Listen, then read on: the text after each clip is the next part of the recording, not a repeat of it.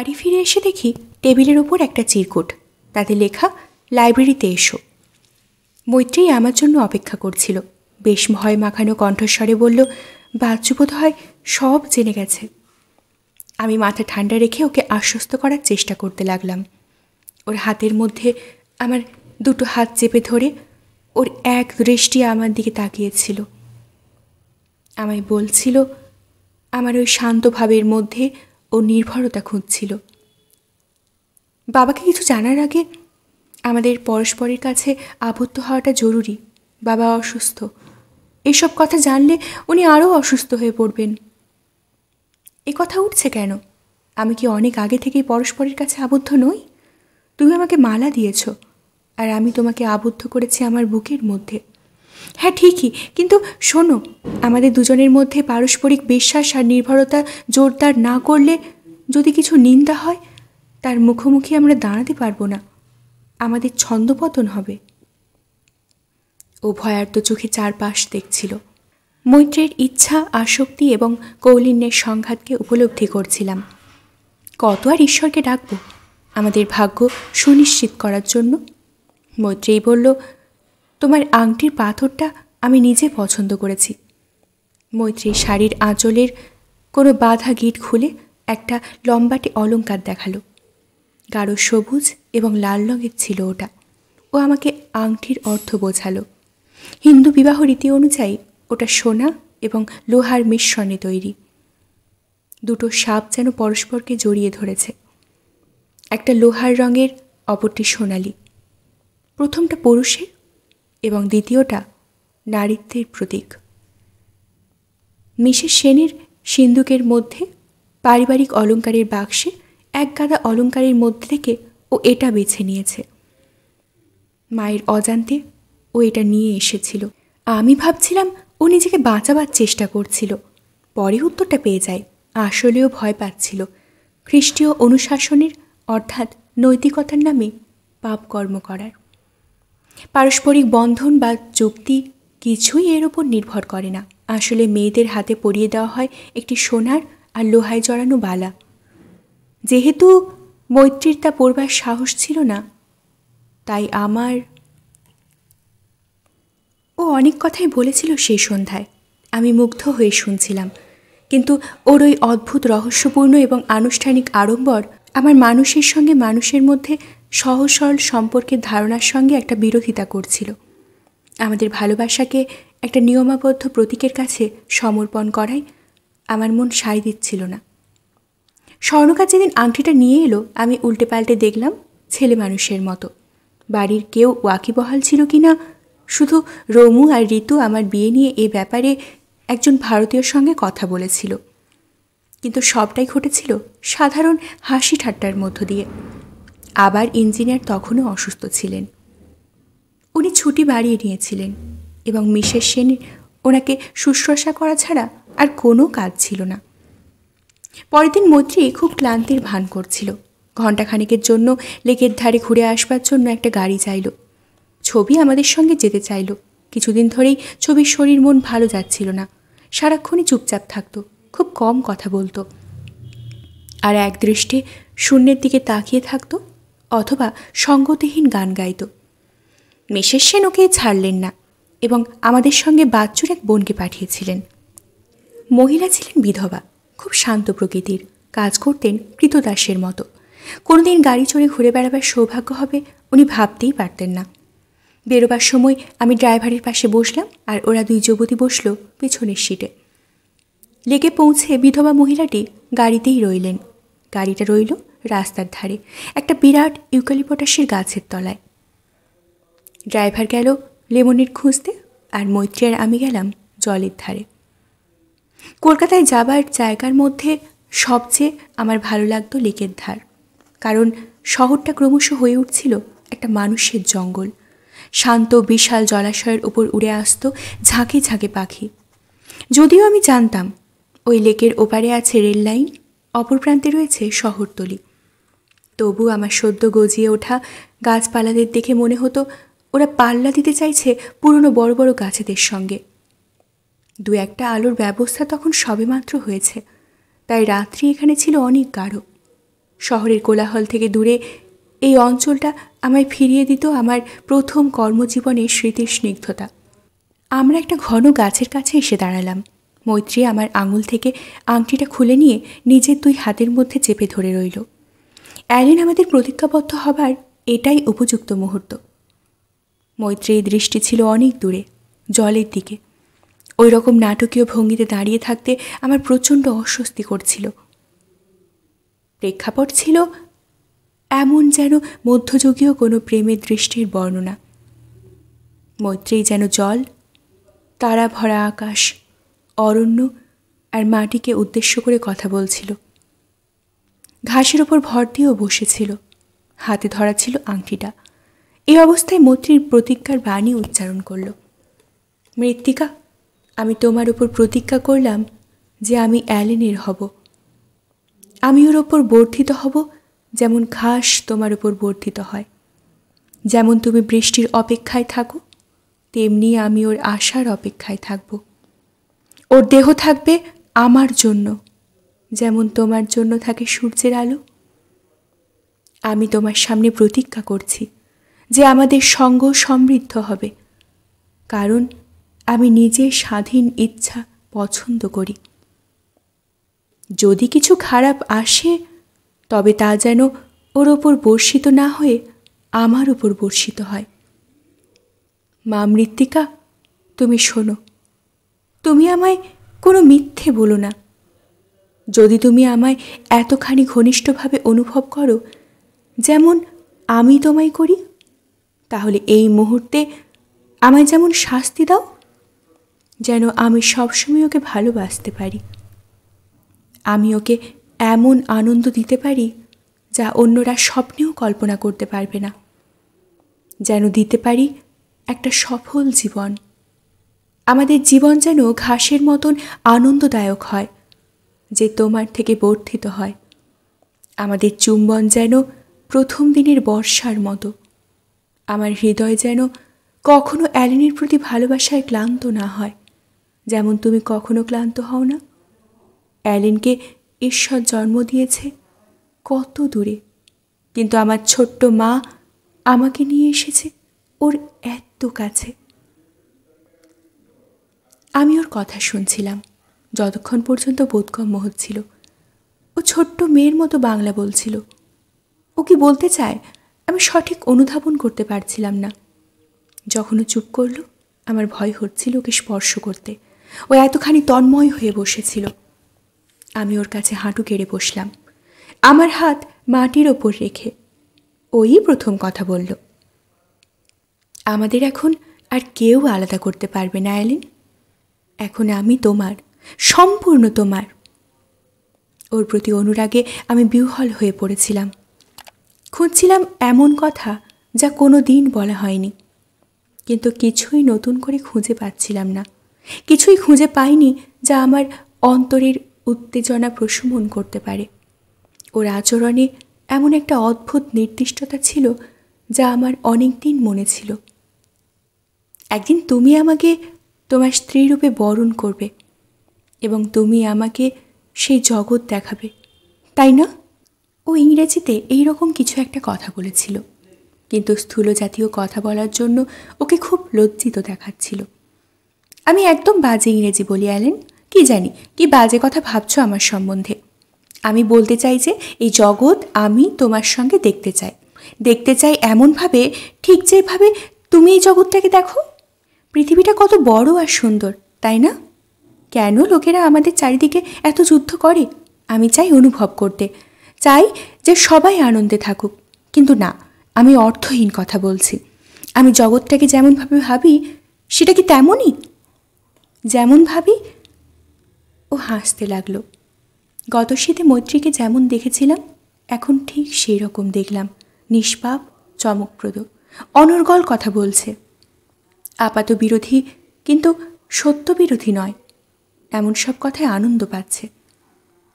সেই অভিজ্ঞতার সব চিহ্ন যা ওকে পূর্ণতা প্রাপ্ত করেছে মনে হচ্ছিল যেন মুছে গেছে।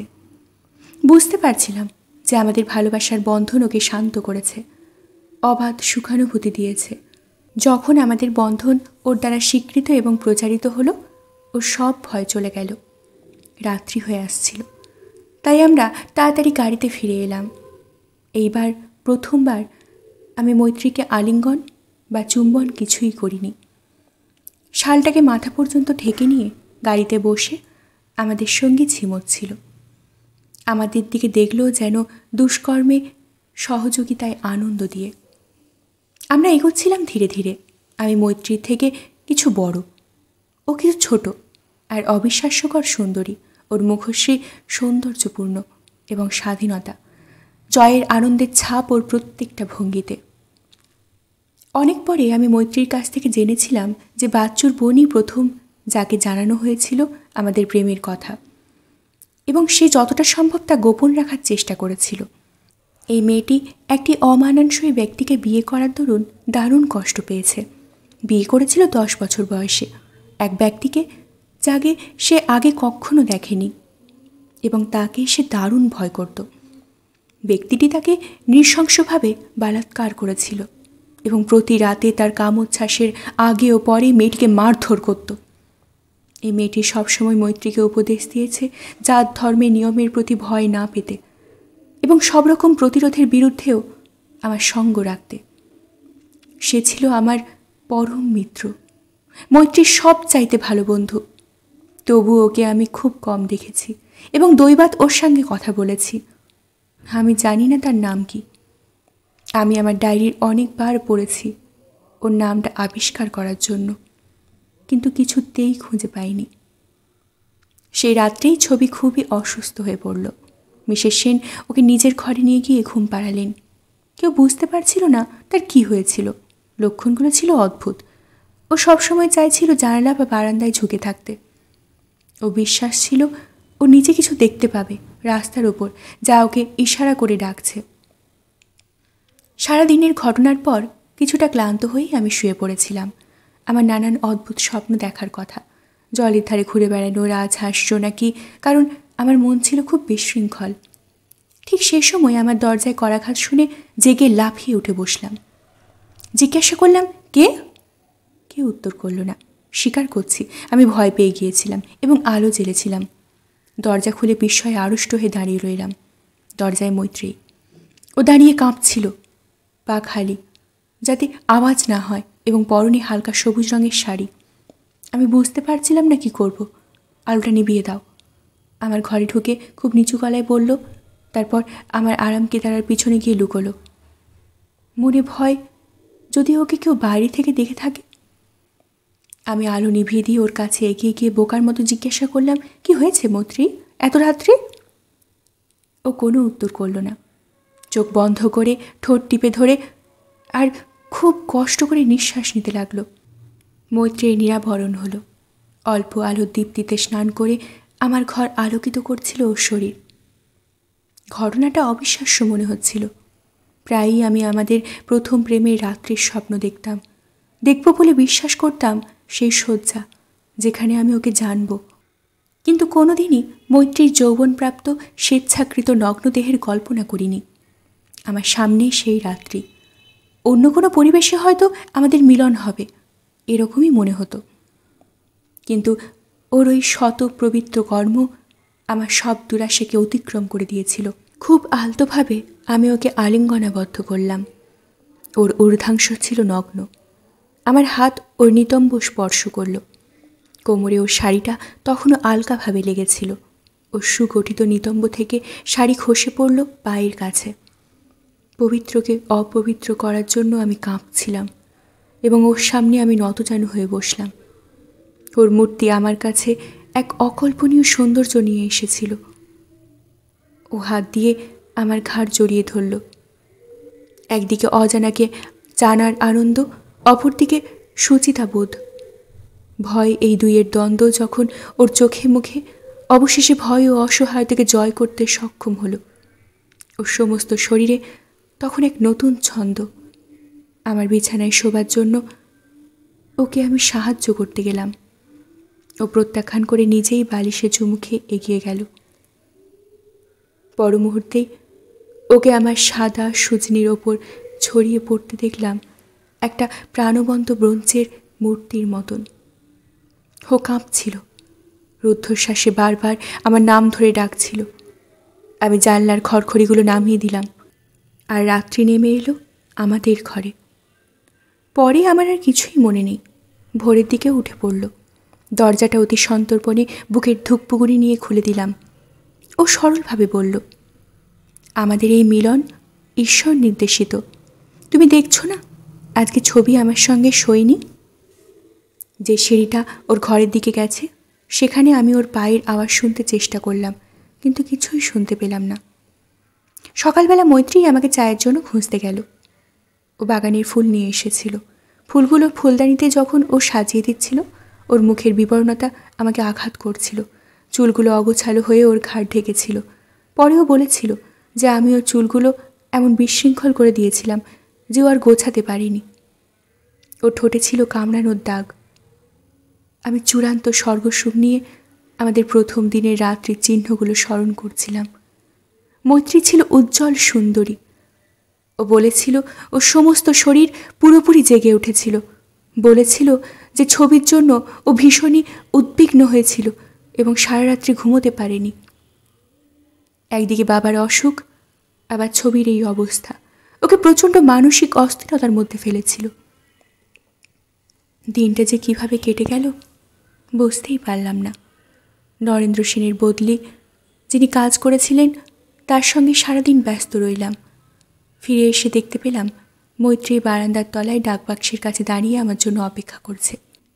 আমাকে চুল আটকাবার বাঁকানো পিন দিয়ে তৈরি পাথরের মতন বোতাম দেওয়া একটা রিং দেখালো, যা ওর আঙুলে পড়া ছিল।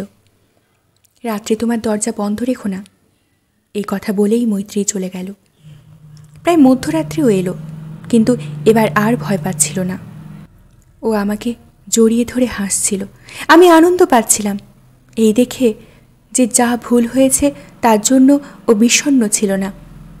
আন্তরিক ছিল ওর আঁকড়ে ধরা, আকুলতা ছিল ওর ডাকে, এবং চমৎকার ছিল ওর সোহাগ। প্রথম থেকেই ওর জ্ঞান সম্বন্ধে আমি অবাক হয়েছিলাম। আমার মনে হয়েছিল যে ও কিছুই ওকে সংকুচিত করছিল না, যদিও সে সবসময় অশালীনতা থেকে বিরত ছিল। এই অল্প বয়সী মেয়েটি যে ভালোবাসা সম্পর্কে কিছুই জানত না, আবার তাকে ভয়ও পেত না। কোনো সোহাগই তাকে ক্লান্ত করছিল না। পুরুষের কোনো আচরণই তাকে নিরুৎসাহ করছিল না। ওর সবসময় সাহস ও সমর্পণ ছিল। প্রত্যেকটা উদ্যমের মধ্যে ও পূর্ণ আনন্দ পেত এবং না জানত বিরক্তি না শান্তি। কান্ত দুঃখে এবং মিলন মুহূর্তের আনন্দে। গান গাইতো পরে, ঘর জুড়ে নাচত ওর ঈশ্বরীয় হালকা এবং নমনীয় পা দিয়ে। ও এমন ভালোবাসা দেখাতো যে আমি বিভ্রান্ত হয়ে যেতাম। ওর আঁকড়ে ধরার সুনির্দিষ্টতা, ওর দেহের পরিবর্তনের ছন্দ যা আমাকে বিহ্বল করছিল এবং ওকে প্রত্যেক মুহূর্তে দেখাচ্ছিল আরও দুঃসাহসী। ওর আদরে আদরে আমি বিপর্যস্ত হয়ে যাচ্ছিলাম। ও এমন নিখুঁতভাবে আমার শরীরের ইচ্ছাগুলোকে উপলব্ধি করত যা প্রথম দিকে আমাকে অস্থির করত। ও জানত ঠিক কোনো সময়ে আমি ওর কাছে থাকতেই চাইব। আমি একটা ছোট্ট বেড ল্যাম্প জোগাড় করেছিলাম। ওটাকে আরাম কেদারার পেছনে রেখে মৈত্রীর শাল দিয়ে ঢেকে দিতাম। ওই অবনমিত আলোয় ব্রোঞ্জের দেহটা একটা বর্ণালীর নকশার রূপ দিত। ও বেশিক্ষণ অন্ধকার সহ্য করতে পারত না। আমি ভাবতাম কখনো ভালো করে ঘুমোতো। রোজ ভোর হলেই চলে যেত। 2-3 ঘন্টা ধরে ধ্যান করত। পরের দিন অফিসে বসে পড়ার জন্য লিখত কবিতা ও চিঠি, যা প্রকাশ করত আমাদের প্রণয়। সকালে চা ওই করত। সকালবেলা আমার দরজায় ধাক্কা দিয়ে জাগাতো যদি বাথরুমে আমার দেরি হতো, এবং আমার ওপর গজগজ করত একটা বাচ্চার মতো। ভান করত বয়স্কা পিতামাতার মতন। একটা আত্মীয় সুলভ কণ্ঠস্বরে যেন মায়ের মতো, যা আমাকে প্রথম দিকে প্রায় বিরক্ত উৎপাদন করত। আমি চাইতাম ও প্রণয়পূর্ণ হোক, কিন্তু ও আমাকে পরে মুগ্ধ করেছিল। আমি ভালোবাসার গভীরতা ও বিভিন্নতা আবিষ্কার করেছিলাম যে সম্বন্ধে আমি অজ্ঞ ছিলাম। এই ভালোবাসার সুখানুভূতি না জেনেই আমি সেই ভালোবাসাকে কত না শাস্তি দিয়েছি। প্রত্যেক দিন দুপুরের পর আমি ক্লান্ত হয়ে পড়তাম। আমার নতুন ওপরওয়ালা আমাকে যখন তখন অপমান করত এবং অশালীনভাবে উৎসাহ দিত। ভদ্রলোক ছিলেন একজন সদ্য আমেরিকা ফেরত ইঞ্জিনিয়ার, ভারতীয় ট্র্যাডিশনের এক বড় শত্রু। ভদ্রলোক ছিলেন বাঙালি, অথচ ইউরোপিয়ানদের পোশাক পরতেন। একটা অদ্ভুত লোক ছিলেন তিনি। বাচ্চু নিঃসন্দেহে আমার সকল পরিবর্তন লক্ষ্য করেছিল। আমাকে জিজ্ঞাসা করেছিল, আমাকে এত শুকনো দেখাচ্ছে কেন? কেন তুমি জানলার খড়খড়িগুলো বন্ধ করে ঘুমো? বাচ্চুর এই প্রশ্ন আমাকে বুঝিয়ে দিয়েছিল কতগুলো জিনিস। বাচ্চু অত্যন্ত বিদ্বেষ এবং হিংসা নিয়ে আমার উপর গোয়েন্দাগিরি করত। মনে হচ্ছিল যে মৈত্রী যে প্রায় রাত্রে আমার ঘরে আসে, এই ব্যাপারটা বাচ্চু সন্দেহ করে। আমি ভীত হয়ে পড়েছিলাম। সে যদি আমাদের বিরুদ্ধে সব জানিয়ে দেয়? তাই সিগারেট কিনে নিয়ে বা বই পড়তে গিয়ে ওর প্রতি আমি দারুণ সহানুভূতি দেখাতাম। ও বুদ্ধিমান এবং উচ্চাকাঙ্ক্ষী ছেলে ছিল। ও ভারতীয় সিনেমা কোম্পানির জন্য চিত্রনাট্য লিখত, যা নিত্যই প্রত্যাখ্যাত হতো। ছবির অবস্থা ক্রমশ খারাপ হচ্ছিল। প্রথমে ভারতীয় ডাক্তারেরা ও পরে নামী ইংরেজ ডাক্তারেরা কিছুই বলতে পারছিল না। কেউ কেউ ভাবছিল ও বোধহয় উন্মাদ হয়ে যাচ্ছে। অন্যরা ভেবেছিল ওর হিস্টেরিয়া হয়েছে। মিসেস সেনের পাশের ঘরে একটা ছোট্ট ঘরে ছবি থাকতো। খুব কম কথা বলতো, আর যেটুকুই বা বলতো তা শুধু রবি ঠাকুর সম্বন্ধে অথবা সেই রাস্তার সম্পর্কে যা মৈত্রীর ঘরের জানলা দিয়ে দেখা যেত। ওকে যদি একা থাকতে দেওয়া হতো তাহলে ও বারান্দায় চলে যেত রাস্তা দেখতে। তখন ও গান গাইত অথবা হাত দিয়ে অঙ্গভঙ্গি করত বা কাঁদত। রমু এবং বাচ্চুর বোন ওকে সব সময় পাহারা দিত। খুব আশ্চর্য যে ও শুধু মৈত্রীকে এবং আমাকে চিনতে পারত, আর কখনো কখনো নিজের মাকে। আমি ভাবতাম কী করে মিসেস সেন চুপচাপ আর হাসি মুখে থাকতেন। ওর স্বামীর চোখ দিয়ে কষ্ট পাচ্ছিলেন। মেয়েটা পাগল হয়ে যাচ্ছে। কী করে উনি এত বড় বাড়িতে সব লক্ষ্য রাখতেন, আমাদের প্রত্যেকের সুবিধা অসুবিধা নজর করতেন, আমাদের চা থেকে শুরু করে দুবেলা খাবারের বন্দোবস্ত করতেন নির্দিষ্ট সময়ে। এরকম একটা সময়ে মৈত্রীর সঙ্গে আমার রাতগুলো কাটানোর জন্য আমি নিজেকে দোষারোপ করতাম। আমি অধৈর্যভাবে সেই দিনের জন্য অপেক্ষা করছিলাম যেদিন মিসেস সেন আমাদের এই পাগলামির কথা জানবেন এবং আমাদের ক্ষমা করবেন। একটা কারণে আমার পুরী যাওয়া পিছিয়ে গিয়েছিল। আমার উপরওয়ালা ইঞ্জিনিয়ার ভদ্রলোক অসুস্থ হয়ে পড়েছিলেন। তাছাড়া মৈত্রীর এই বিরুদ্ধে ছিল এবং মিসেস সেন আমার জন্য ভয় পেতেন। রাজনৈতিক অবস্থা ক্রমশ রক্ত ছড়াচ্ছিল দক্ষিণবঙ্গে। ছবি একদিন আমার আংটিটা দেখতে পেয়েছিল এবং ওটা চাইল। আমি দ্বিধা করছিলাম। আমি মৈত্রীর কাছে প্রতিজ্ঞা করেছিলাম যে কখনোই ওটা খুলব না। মৈত্রীর সম্মতি প্রয়োজন ছিল এবং এদিকে ছবি ও আংটিটার জন্য কাঁদছিল। একটানা বায়না করছিল ওটার জন্য। যখন আংটিটাও পেল তখন সেটা রুমাল দিয়ে বেঁধে গলায় জড়িয়ে রাখল। আমি জানি না কী ওকে আকর্ষণ করেছিল। ওটাকে একভাবে আঙুলের মধ্যে ঘোরাচ্ছিল, উল্টে দেখবার চেষ্টা করছিল। ডাক্তারি চিকিৎসায় ওর কিছুমাত্র পাগলামি সারল না। টুকটাক জানে এমন লোককে ডাকা হলো। এক অল্প বয়সী মেয়ের এক বুড়ো কাকাকে ডাকা হলো। তিনি সারাদিন ধরে বিষ্ণুস্তোত্র পাঠ করলেন এক অদ্ভুত সুরে, যা ইচ্ছাকে দুর্বল করে, মনকে একটা বিষণ্ণতায় ভরিয়ে দেয়। বাড়িতে সবাই এসেছিল শুনতে। নরেন্দ্র সেন একটা লম্বা চেয়ারের উপর পা ছড়িয়ে শুয়েছিলেন। মাথার তলায় একটা কুশন ও চোখে কালো চশমা। শিবু, বাচ্চু আর আমি ছিলাম মাটিতে বসে মেয়েদের সঙ্গে। আমি একটা অদ্ভুত দৃশ্য দেখলাম। মানসিক আবেগ আমাদের সবাইকে পেয়ে বসেছিল এবং ইঞ্জিনিয়ার নিজেও কাঁদছিলেন সে বেদনায়। মৈত্রী ও শালের মধ্যে মুখ লুকিয়ে চোখের জল ফেলছিল। সে সমবেত আবেগ মনকে অভিভূত করে তার বিরুদ্ধে প্রতিবাদস্বরূপ আমি ওই জায়গা ছেড়ে চলে গেলাম। একাই ঘরে রইলাম, কোনো কাজই করতে পারলাম না। সংকীর্তনের সুর সমস্ত বাড়ি পেরিয়ে এসে আমার কানে বাজছিল। একটানা সেই সুর তখনও আমায় কষ্ট দিচ্ছিল আমার একাকিত্বেও। সেই কাকা অন্য আর একভাবে ছবির মনকে শান্ত করার চেষ্টা করছিলেন। প্রচলিত এক ওষুধ উনি সঙ্গে করে এনেছিলেন। সেটা কোনো এক জাতের লতা পাতা বা মধু দিয়ে তৈরি এক ধরনের লেই। ওটাকে দরকার ছিল মাথার ওপরের চামড়ার ওপর লাগিয়ে দেওয়ার। আমার ওই রকম একটা কষ্টদায়ক সময়ে সাহায্য করা উচিত। কারোই সাহস হয়নি ছবির চুল কেটে দেবার। আমার উপরেই সেই দায়িত্ব এলো। ছবি এসব কিছুই বুঝতে পারছিল না। আমি ওর সামনে গিয়ে সোজা ওর দিকে তাকিয়ে চুলগুলো কাঁচি দিয়ে এলোপাথারি কাটতে লাগলাম। অনর্গল ওর সঙ্গে কথা বলতে লাগলাম যাতে কাঁচির আওয়াজও শুনতেই না পায়। বিছানা মাথার কাছে পেছন দিকে মৈত্রীর চুলের গুচ্ছগুলো হাতে ধরেছিল এবং সেগুলো পর্দার ভেতর লুকিয়ে রাখছিল। মিনিট 15 পরেই মাথার তালুটা পরিষ্কার করে দিলাম এবং মিসেস সেন সেখানে গরম লেই ঢেলে দিলেন।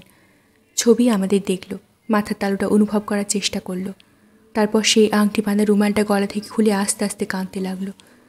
চোখের জল অঝরে গড়িয়ে পড়তে লাগলো ও সুন্দর কালো মুখের ওপর দিয়ে। ও দীর্ঘশ্বাস ফেলছিল না বা ফুপিয়ে কাঁদছিল না, যদিও বুঝতে পারছিল যে অর্ধেক ন্যাড়া হয়ে গিয়েছে। ওর হঠাৎ হঠাৎ এই ধরনের মানসিক আক্রমণ হতো, বিশেষ করে যখনও চাইতো উঠে গিয়ে জানলার দিকে তাকিয়ে থাকতে, তাতে যদি কেউ বাধা দেয়। দিনগুলো অত্যন্ত উত্তেজনার মধ্যে কাটছিল। অফিস থেকে ফিরে সিঁড়ি দিয়ে ওপরে উঠে যেতাম ইঞ্জিনিয়ার এবং ছবির খবর নেবার জন্য। তারপর চান করে খেয়ে আবার ওপরে উঠে বসতাম ছোট্ট মেয়েটার বিছানার পাশে বসে থাকবার জন্য। ও প্রায় বিকারগ্রস্ত অবস্থায় আমাকে ডাকতো, আর আমি কাছে গেলেই কিছুটা শান্ত হতো। সব রাত্রিগুলোই আমি মৈত্রীর সঙ্গে কাটাতাম। ও নিজেকে পাগলের মতো আমার কাছে উৎসর্গ করেছিল। ও আতঙ্কগ্রস্ত হয়ে পড়েছিল সমস্ত ঘটনা যা সারা বাড়িতে চলছিল, যেন আমার কাছে এসে কিছুক্ষণের জন্য মুক্তি পেত। সকালবেলা যখন ঘুম থেকে উঠতাম তখন শরীর শান্ত এবং মনে বর্ণনাতীত ভয়। নরেন্দ্র সেন দিন দিন চোখ অপারেশনের তারিখ পিছিয়ে দিচ্ছিলেন এবং ডাক্তারেরা ওকে সম্পূর্ণ বিশ্রামের নির্দেশ দিয়েছিলেন। কিন্তু যে দুঃখজনক এবং ভীতিকর অবস্থা বাড়ির ওপর দিয়ে বয়ে যাচ্ছিল তা তার অবস্থার উন্নতির পক্ষে সহায়ক ছিল না। আমিও ভয় পাচ্ছিলাম যে একটা সামান্য অসতর্কতায় আমাদের সব ফাঁস হয়ে যেতে পারে যে কোনো মুহূর্তেই। মৈত্রী উদ্বিগ্ন হতো। ও রাত্রে যখন আমার ঘরে আসতো সবাই তখন ঘুমিয়ে পড়েনি। ছবির ঘরের মধ্যে আমার হাত জড়িয়ে ধরত, আমার ঘাড়ে ওর দেহের সমস্ত ভার দিয়ে ভর দিত, হাতে চুম্বন করত, একটু খেয়াল করলে যে কেউ দেখতে পারত। বাচ্চুর নজর আমরা এড়াতে পারিনি। রমু এবং শিবু দারুণ সন্দেহ করত যে আমাদের একটা যোগাযোগ আছে, কিন্তু কখনোই ভাবতে পারিনি যে আমরা প্রেমিক প্রেমিকা। মৈত্রী মাঝে মাঝে এমন একটা আচরণ জাহির করে ফেলত যা আমাকে আতঙ্কজনক অবস্থায় ফেলত। মৈত্রীর আগে বেরি ছিল, তাই সন্ধ্যের দিকে ওর পা ফুলত এবং ডাক্তারেরা ওকে মাঝে মাঝে ম্যাসেজ নেবার জন্য নির্দেশ দিতেন। সকালবেলা রমু এবং বাচ্চুর বোনেরা ওকে বিবস্ত্র করে ওর সারা শরীরে একরকম দুর্গন্ধযুক্ত তেল মালিশ করত, যা অনেক ধোয়ার পরেও গা থেকে ওঠানো কঠিন হতো। মৈত্রী মাঝে মাঝে হঠাৎই যন্ত্রণা বোধ করত এবং তখনই সঙ্গে সঙ্গে মালিশ প্রয়োজন হতো। তখন পায়ে মালিশ করলেও চলতো, কিন্তু সে কাজটা বাচ্চু করত। মৈত্রী ওকে ডেকে নিয়ে যেন নিজের ঘরে, আমি তা সহ্য করতে পারতাম না। এই ব্যাপারে মৈত্রীকে একদিন আমি যা তা বলেছিলাম। ও আমার দিকে বাক্যহীনভাবে তাকিয়েছিল এবং বলেছিল যে আমার দ্বারা এইসব কাজ হবার নয়। নিঃসন্দেহে বাচ্চু একজন পেশাদার অঙ্গ সংবাহক ছিল না। ওর বয়স আর ওর অকারণ হাসিতে আমি রেগে কাঁপতাম। এই ভেবে ওর ওই কালো লোভী বড় বড় হাতগুলো মৈত্রীর গা স্পর্শ করে। একবার এক সন্ধ্যাবেলা ও বাচ্চুকে ডেকেছিল ভেতরের বারান্দার ওপর থেকে। ও একটা ছুরির খোঁচায় কষ্ট পাচ্ছিল। বাচ্চু উপস্থিত ছিল না, তাই ও ড্রাইভারকে ডেকেছিল। আমি প্রায় কাণ্ডজ্ঞানহীন হয়ে ওপরে উঠে যাচ্ছিলাম ওর এই দোষের জন্য চাবুক মারব বলে, কিন্তু আমার নিজের চিন্তায় নিজেই লজ্জা পেয়ে গিয়েছিলাম। কিছুক্ষণ পরে অবশ্য বাগানের মধ্যে লুকিয়ে গিয়ে গোয়েন্দাগিরি করতে আমার লজ্জা হলো না। মৈত্রী তখনও আলো জ্বালায়নি। আমি তিক্ততার সঙ্গে কল্পনা করছিলাম এইসব উপন্যাসের মনোরম কাহিনীর কথা, যেখানে গাড়ির ড্রাইভারেরা তাদের মহিলা মালিকদের প্রেমিক। চিন্তা করতে লাগলাম মেয়েদের অবিশ্বাসী চরিত্র এবং অসততার অভ্রান্ত বাণীর কথা। হাজারটা ছোট ছোট চিন্তা যা একদিন উপেক্ষা করে এসেছি তা আমার মনকে আক্রমণ করল। একদিন মৈত্রীর ঘরে শিবু ঢুকে চাবি দিয়ে ঘর বন্ধ করে দিল। তারপর নিচ থেকে আমি ঝগড়া শুনতে পেলাম, সেই সঙ্গে ভয়ঙ্কর চিৎকার, যেন শরীরে শরীরে লড়াই। যখন তারা বেরিয়ে এলো তখন শিবু মুখ লাল আর বন্যতায় ভরা এবং মৈত্রী মলিন, ওর চুলগুলো অগোছালো হয়ে পাক খেয়ে পিঠের ওপর পড়ে। এটা অবশ্য সত্য যে অল্প আগেই মৈত্রী আমায় জানিয়েছিল যে শিবু একটা ইতর। ও খুব অন্তরঙ্গভাবে মৈত্রীকে কাছে পেতে চেয়েছিল এবং মৈত্রী ওকে একটা চর কষিয়েছিল এবং বাবার কাছে নালিশ করেছিল। কিন্তু নরেন্দ্র সেন তখন অসুস্থ ছিলেন, তাই শিবু ছিল তখন অপরিহার্য এবং ওকে বার করে দেওয়া অসম্ভব ছিল। মনে করতে পারি মৈত্রী একদিন ওর অন্য এক কাকার কথা বলেছিল। সে চেষ্টা করেছিল মৈত্রীকে বুকে জড়িয়ে ধরে আলিঙ্গন করতে, কিন্তু সেইবার হঠাৎ ইঞ্জিনিয়ার এসে পড়েছিলেন। কাকাকে ওর হঠকারিতার জন্য ক্ষমা চাইতে হয়েছিল এবং চাকরিও খোয়াতে হয়েছিল। মৈত্রী প্রায়ই আমার কাছে এই ইন্দ্রিয়গত উত্তেজনার দোষারোপ করত, যা অন্যদের হৃদয়েও জাগিয়েছিল। এমনকি যাদের সঙ্গে ওর রক্তের সম্পর্ক আছে, ও চাইছিল ওর চারপাশে অন্য জিনিসকে সক্রিয় করতে, যা ইন্দ্রিয়গত ইচ্ছার প্রকোপ বৃদ্ধি করতে অনেক ভালো। আমি অন্য একটা দৃশ্য দেখেছিলাম।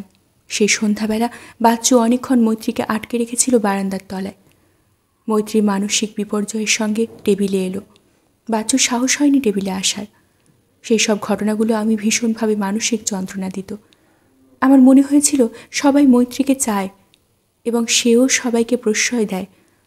আমি সব অসম্ভব ব্যাপারই কল্পনা করছিলাম এবং নিদারুণ কষ্ট ভোগ করছিলাম। আমার হিংসা আমাকে কোনো ক্ষুদ্র অংশেই বাঁচাতে পারছিল না। আমি নিজেকে এক অসুস্থ ভাবনা থেকে মুক্ত করতে পারছিলাম না, যে মৈত্রী আরেকজনের বাহুর মধ্যে। মৃত্যুবৎ হতাশার মধ্যে বাগান থেকে ফিরে এলাম। রাতের খাবারের সময় চেয়ারের তলায় আমার পা দুটোকে একপাশে সরিয়ে রেখেছিলাম। শোবার সময় একটা বড় কাঠের হুড়কো দিয়ে দরজা আটকে রেখেছিলাম ঠিক করে, যে মৈত্রী কিছুতেই আসতে দেব না। আমি আবার জেগে উঠলাম যখন ও দরজায় টোকা দিল, কিন্তু এমনভাবে দেখালাম যেন ঘুমিয়ে আছি, কিছুই শুনতে পাচ্ছি না। ও আরও জোরে ধাক্কা দিতে লাগলো, আমাকে আরও জোরে ডাকতে হলো।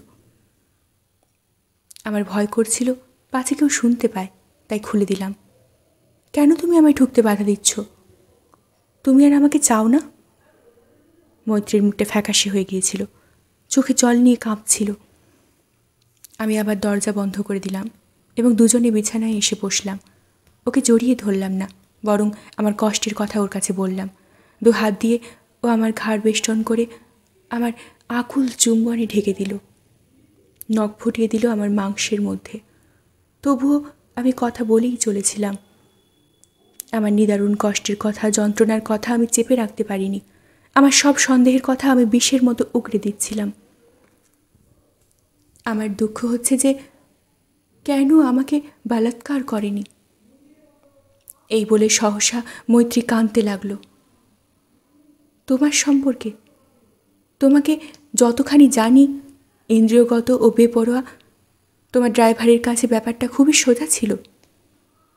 ঘৃণার চোখে ওর দিকে তাকিয়ে আমি উত্তর করলাম, তুমি আনন্দ অনুভব করো সবসময় এই সব অসম্ভব বিষয়ের কল্পনায় গতানুগতিক এবং অদ্ভুত নোংরা মনে। এই বিকৃত ভাব দীর্ঘদিন ধরে তোমার মস্তিষ্ক পরিপূর্ণ করে রেখেছে। আমি উঠে দাঁড়ালাম, অত্যন্ত উত্তেজিত হয়ে পায়চারি করলাম। ওকে নিষ্ঠুর অপমানে বিদ্ধ করলাম। আমি ওকে দারুণভাবে ঘৃণা করছিলাম। এই কারণে নয় যে ও আমাকে প্রতারণা করেছে, কারণ হলো ও আমাকে ওর ভালোবাসার প্রতি, ওর পবিত্রতার প্রতি অন্ধভাবে বিশ্বাস করিয়েছে এবং সব কিছু ওকে দিয়ে ওর কাছে সম্পূর্ণভাবে আত্মসমর্পণ করিয়ে ওর সব ইচ্ছা আমাদের পরিণত করিয়ে ফিরিয়ে দিয়েছে ব্যঙ্গ এবং বিদ্রুপ। আমি এই ভেবে পাগল হয়ে যাচ্ছিলাম যে ও নিজেকে সমর্পণ করেছে এমন একজনের কাছে যে আমাকে প্রতারণা করেছে প্রথম থেকেই। সত্যি বলতে কি আমি বিশ্বাস করতে পারছিলাম না যে ও আমাকে সঙ্গে সঙ্গে সত্যি সত্যি বিশ্বাসঘাতকতা করতে পারে। আমি মৈত্রীর ভাবগতিক একটা সাধারণ প্রহসন হিসাবে বিচার করছিলাম। আমাদের বাড়ির মেয়েদের পরিবর্তনশীলতা ও খেয়াল সম্পর্কে ভালোই জানতাম, কিন্তু এও জানতাম যে অসম্মানবোধ এবং পরিমিতবোধ তাদেরকে যে কারোর কাছে নিজেদের সমর্পণ করতে বাধা দিয়েছে। মৈত্রী আমার কাছে হেয়ালিপূর্ণ ছিল এবং আগে থেকে ওর প্রতিক্রিয়া সম্পর্কে নিশ্চিত ছিলাম না। আমার মনে হয়েছিল যে যেমন আদিম এবং বিপরীত ছিল, তাতে ও অন্য কারোর কাছে নিজেকে উৎসর্গ করতে পারত দায়িত্বহীনতার সঙ্গেই। আমার হিংসা ঘৃণায় পরিণত হয়েছিল এবং গত কয়েক মাসের অভিজ্ঞতা আমি সম্পূর্ণ ভুলে গিয়েছিলাম মৈত্রীর স্নিগ্ধতা এবং পবিত্রতা। একটা বিরাট প্রতারণার থেকে বেশি আর কিছুই মনে হচ্ছিল না। আমি বুঝতে পেরেছিলাম মানুষের অনুভূতির ভঙ্গুরতা। খুব নিশ্চিত বিশ্বাস হয়তো সাধারণ একটা কাজের মধ্যে ভেঙে যেতে পারে, কিন্তু অধিকার যা ঠিক ঠিক আন্তরিকতার সঙ্গে পাওয়া গেছে তা ভঙ্গুর হয় না। কিছুই ঠেকাতে পারছিল না। সুখ, নিশ্চয়তা, নির্ভরতা যা জমা ছিল ভালোবাসার চলাকালীন, দুজনের একত্রে রাত্রি যাপনের সময় সব হারিয়ে যাচ্ছিল জাদুর মতো। আমার মধ্যে শুধু অতি উত্তেজিত পুরুষোচিত অহংকার বেঁচেছিল, আর একটা ভয়ঙ্কর ক্রোধ জেগে উঠেছিল আমার নিজের বিরুদ্ধে। মৈত্রী আমার কথা শুনছিল, দেখাচ্ছিল খুব কষ্ট পাচ্ছে, যা আমাকে আরও উত্ত্যক্ত করছিল।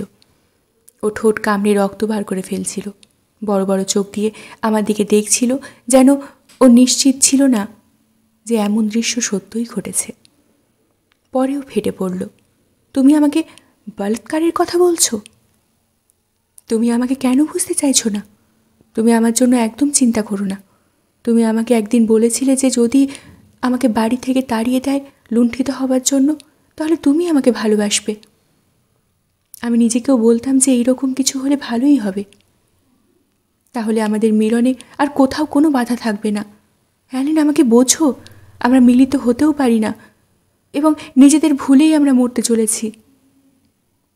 এমনকি তুমি যদি নিজেকে ধর্মান্তরিত করো, তাহলে ওরা বিশ্বাস করবে না যে তুমি আমাকে বিয়ে করছো।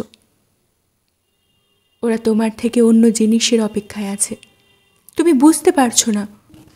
কিন্তু যদি কেউ আমার শ্লীলতাহানি করে, তাহলে ওরাই আমাকে রাস্তায় ফেলে দিতে বাধ্য হবেন, নয়তো এই পাপ গোটা বাড়ির ওপরেই পড়বে।